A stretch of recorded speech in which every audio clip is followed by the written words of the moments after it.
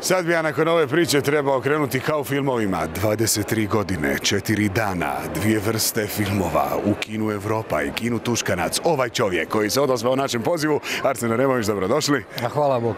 Čuo sam da ste u rodu s Horvatovima, naime to je film koji će biti na tom festivalu poznatom i u sklopu čega. A meni se čini da je nažalost svi smo u rodu sa Horvatovima, jer taj Ivan Horvat koji je glavni junak ovoga filma predstavlja uglavnom sve nas ili većinu nas, nažalost onaj dio Hrvatske koji sve više i više tone u nekako siromaštvo.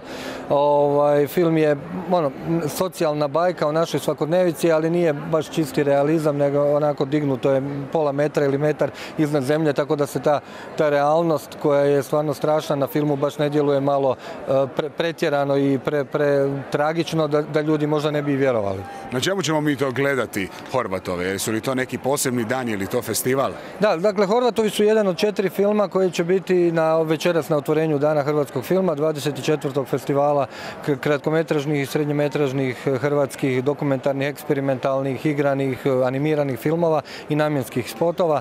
I to je u principu to. Mislim, da bi se neko u ime organizatora možda mogao nešto reći. Sad organizatori su nam vjerojatno skroz unutra pripremaju Arsenov film koji nije u stvari prvi put, jel tako, da surađujete sa hrvatskim filmašima? Pa ne, ja sam dakle primarno radio dokumentarne filmove, ali kada sam pročitao ovu priču koja je, dakle film je nadahnut pričom Ante Tomića, i kad sam pročitao mislio sam kako to da nitko prije to nije snimio. To je naprosto priča toliko nas prikazuje nas kakve jesmo i ovu situaciju u kojoj se nalazimo, iako je on pisao prije 20 godina, i tako da je bio vrlo ljubazan. Iako ja do sad nisam imao iskustva sa igranim filmovima, nego samo isključivo s dokumentarcima, ali je bio toliko ljubazan i toliko imao povjerenja da mi je dao film, odnosno priču mi je dao bez ikakvog problema. I evo, danas mi je čast da je izabran film za otvorenje Dana hrvatskog filma, što znači da ipak sam neku selekciju zadovoljio. Inače, ove godine na Danima hrvatskog filma ima nekoliko noviteta. Spominje se čak i salon odbijenih, ali vjerujem da vas veseli što ima i jako puno vaših kolegica u ove sezone.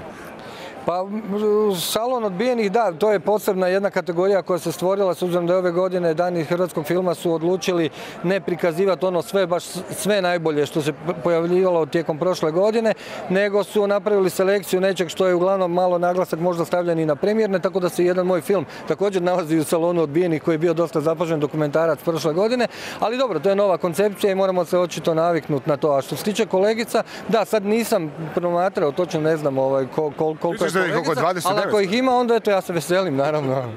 Očekujete li, naravno, nagrade, jeste li nervozni kao kritičar kad morate napraviti film? Kako vi to gledate? Ne, to potpuno odvojena dvije stvari. Nisam nervozan, dapače, uživam u tome jako i tako, to je bilo krenulo kao jedno gostovanje prije 2-3 godine sa mojim dokumentarcem U braku sa Švicarcem, a sad je to nešto što mi se doista čini da bi u tome i volio i kanim ostati. Švicarac je frajer koji je jako popularan u Hrvatskoj. Kako je bilo u braku? A nadam se da će se jako puno okupiti 25.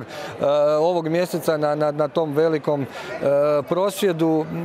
Nažalost, eto, snimio sam film, prije 2 godine sam krenuo snimati u vrijeme kada taj problem još i nije bio toliko poznat i popularan, i to je bio jedan od načina popularizacije.